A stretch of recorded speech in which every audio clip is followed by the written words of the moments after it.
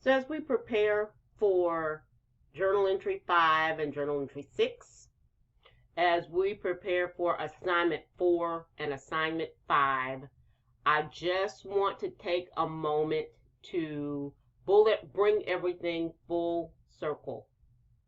So I have my system in one of the classes in student preview mode. So this is the way that it should look for you. And you will scroll to the bottom and look for your groups. You should have 2. One of them is your original group. In that original group, you introduced yourself. You picked which roles, one of seven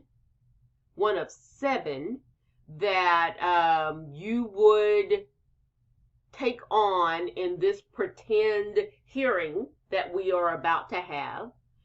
You introduce your assignment 2, which was either a cartoon or an article. And then the group voted on which one would be representing the group. You also discussed whether or not you would use a particular topic before you did your assignment 2. So all those things happened in the group. The new group is the people from all the other groups that have the same role that you do. Now, I put myself in the judge's role, and I am going to go to the group homepage. There it says, there's a group description, and it says this is the group for judges. You need to discuss the case, this case that we have with a student who was not allowed to publish their cartoon in a school newspaper or community college newspaper because the president decided that it was not appropriate. And you need to write questions that we're going to send to the attorneys and to the members from ACLU and Family Research Council so that they have to answer them when they do their videos. Okay? So that is just one description. Every group has one that you will find. So let's talk about what questions could that possibly be. Well, look, first let's look at the signature assignment. So at the beginning, I have what skills you should be looking to attain from working on this project. So you are working with specialized knowledge because you have through the semester talked about the First Amendment. You have learned to work with cases. You have learned to summarize cases. You have learned to evaluate arguments. You have talked about the First Amendment and incorporation, and you have talked about censorship, or at least prior restraint with the First Amendment. So you actually have acquired all the knowledge that you need, including the ability to research, to do this project and to do it well. I'm also looking for you to collaborate, to work with the members of your group. And sometimes that worked out and sometimes it didn't. I have gotten emails the whole semester that Sometimes people are not responding on the group page. And if that is you, you are missing some of the special part of working on this project. We're also learning about civic learning, not as much global. This is really an American issue. So more civic, but human rights is a global issue. So all of that is tied up in a nice little tiny bow. So in the hearing itself, which of course is going to be on Flipgrid, we are going to have speakers. And so you will, like in the video that I sent you earlier, but I will send you a link to it again. You're going to say your name. Hi, my name is Madelyn Bowman. No, you'll start out with, may it please the court.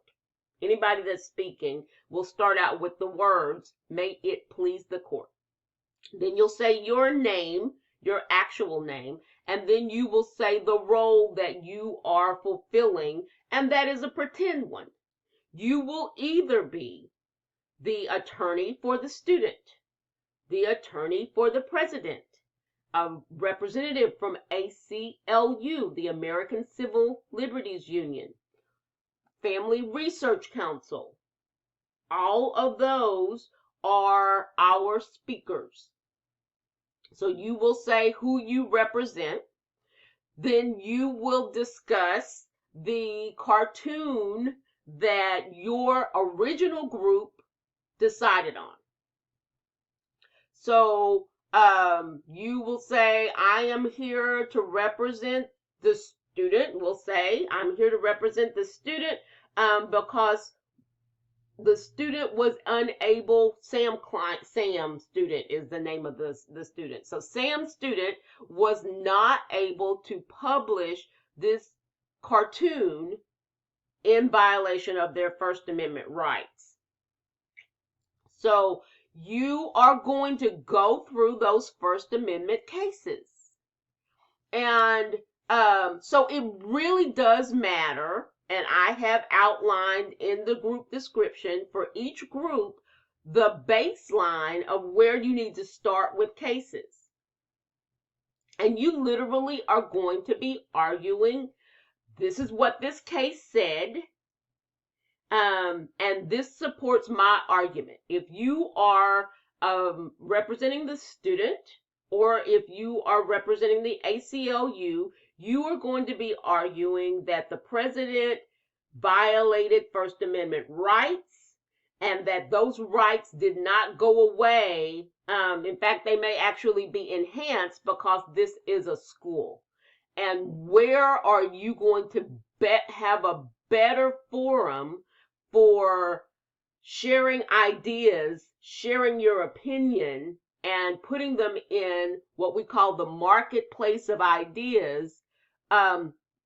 What better place than a school? And there are cases that support that. First and foremost, the Tinker case, Tinker versus Des Moines. Tinker was the case where a young lady and her brother and their friend were expelled from school because they wore a black armband to school. And the black armband at that time was protesting the Vietnam War. They were told not to do it. They did it anyway, and they were expelled. And they protested their suspension.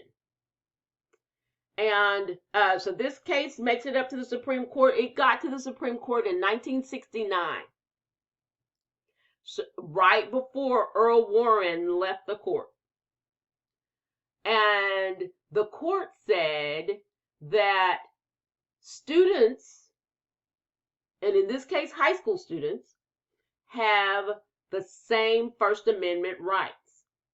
So you would explain about Tinker, and then you would say, listen, this is college. So if high school students have First Amendment rights and they're not even adults, shouldn't college students, whether they are 16 or 50, have even more First Amendment rights? You should not be allowing a school official to stop people from publishing in a newspaper. You are stifling, I don't know, academic growth. So those are some of the arguments that you would be making.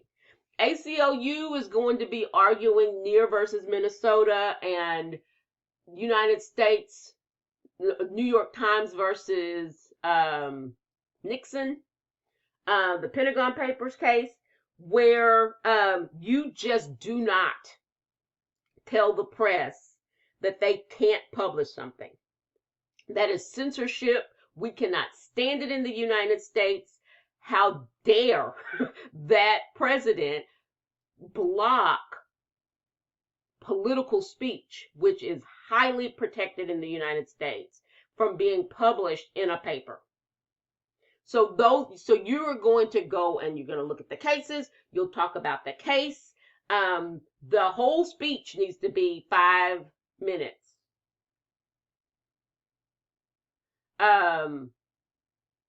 That's all the time that I am going to give on. That's all the time that I'm going to give on Flipgrid is up to 5 minutes. You may also receive questions from the judges.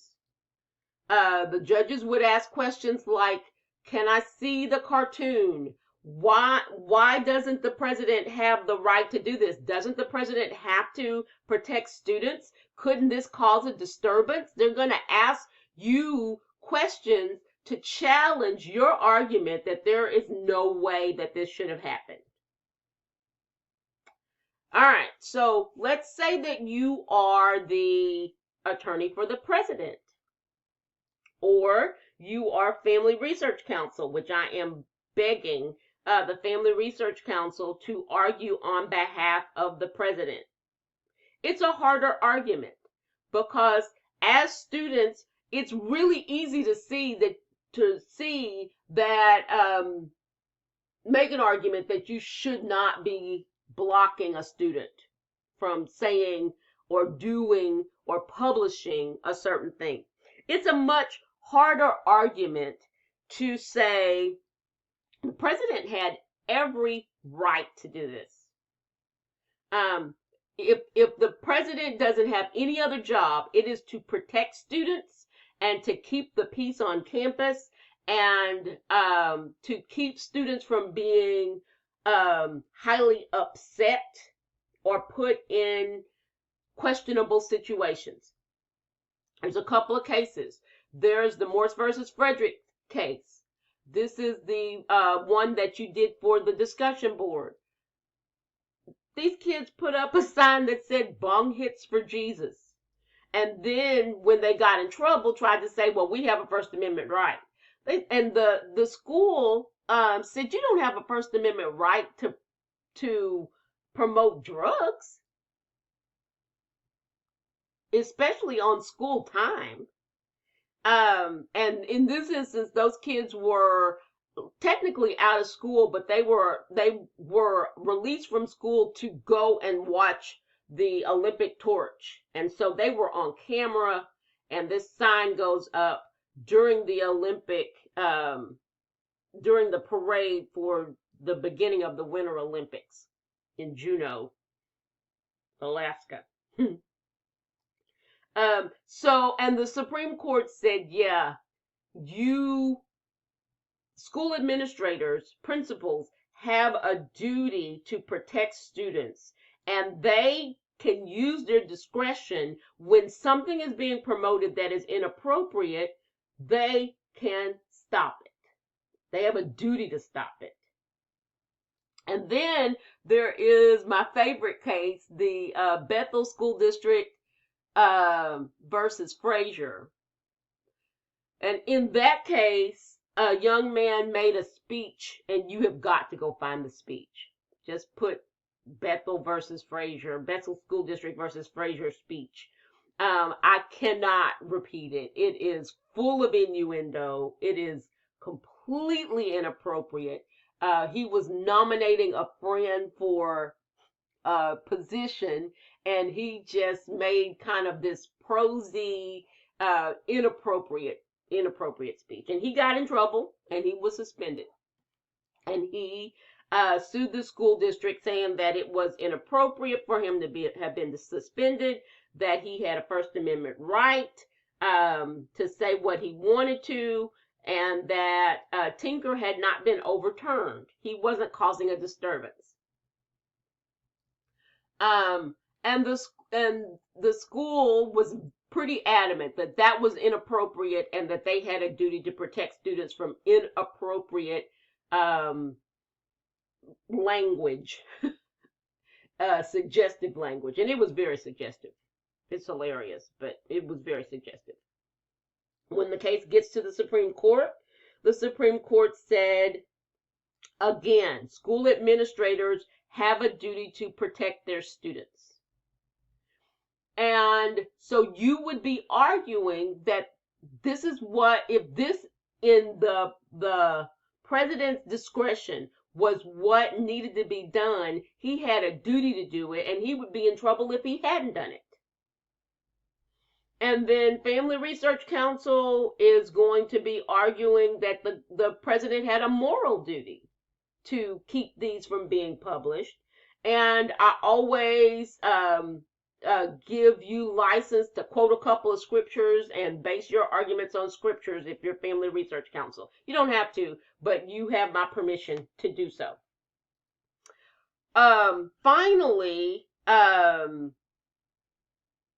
as the representatives for the students, you have this argument that Morse and Bethel School District versus Frazier don't apply because those are high school cases. And this is community college. Now, if I'm representing the president, I'm going to say, well, we have high school students on our campus. So we have to protect our whole student body. If I am arguing for the student, I will be saying, doesn't really matter. You can be 16, but once you enroll in a college class, we're going to treat you like a college student, and controversial ideas are best heard, argued, and filtered through in college. So this is not high school. Those cases don't apply. So I am wanting you to, as judges in the journal entry, write down 5 questions, 5 of your own questions, and then you can get together with the other judges and decide which questions you're going to send, so that when people are making their videos with their arguments, they have to answer the questions.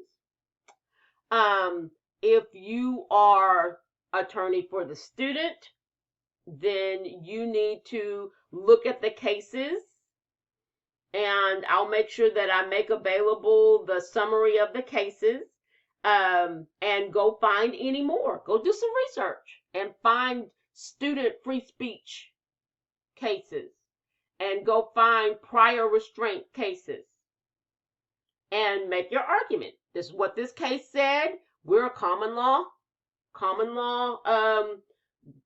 judicial system. So if a case was heard, that case is precedent, and that means that is good common law. And so if this is what the common law says, this is how the court has to decide. After everybody has made their videos, I'll publish the videos, and then the judges have to actually decide which side won. So it's going to be a combination of several, and that is not unusual at all. Most of the big cases that we know about, Brown versus Board of Education of Topeka, Kansas, was 7 schools. They give it a name. They have one name. In our case, the case is Sam Student versus any community college in the United States. And then, but they talk about all the different people that are affected by this ruling. And so we are pretending that this happened on several campuses. Several campuses had a contest. Several campuses had winners. And several campuses had school presidents that said, this is not getting published, not on my watch. And this student is not getting their $250. So, and so we just will, when you get up to talk, you talk about the cartoon or article that your original group chose, and show it and answer the questions. So that's what's going to go in journal entry 5. I want you to take a stab from the perspective of the role that you have. So if you are an ACLU representative, you're going to be making arguments about this being prior restraint. Those are the questions or the arguments that you'll be putting in journal entry 5. If you are a judge, you're going to be writing questions that you will ask any of the attorneys or representatives, so that I can look at them and say, this sounds good. You might want to tweak this. So I hope that clarifies. I will, on the Flipgrid, I will make a recording of a summary of the case. And then you just go and you make your arguments. If possible, put on some earrings, shave, try to look nice in your video. Don't have to, but if you can, try to make it look as authentic as possible. If we were together, the judges would be wearing black robes. They're still in my office, nice and pristine and clean. Didn't get to use them last spring and won't get to use them. Didn't get to use them last fall and won't get to use them this spring. So, that's backwards. Didn't get to use them last spring and won't get to use them this fall. But judges,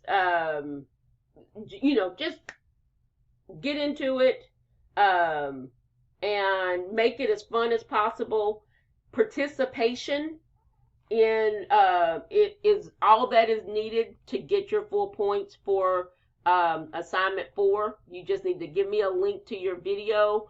If you are the students or the presidents and you won't be speaking, then your job is to go through and listen to all the arguments of the group that is advocating for you. So if you're students, you'll be summarizing the ACLU and the attorneys for the students. If you're president, you'll be summarizing all the arguments for the attorney for the president and the Family Research Council, and provide that summary in assignment 4. And then I will publish that so that everybody can read it, so that they can finish assignment 5. So either you will be speaking, the judges will record their decision or type their decision in assignment 4, and we'll have to submit questions. So all of that is assignment 4, and then assignment 5, it goes back and it asks you questions about how it went. Who had the best arguments? Do you agree with the decision the judges made? That kind of stuff. Okay? All right. Ooh, this video is much longer than I expected it to be, but I wanted to make sure that we understood what is coming up and why we're doing it.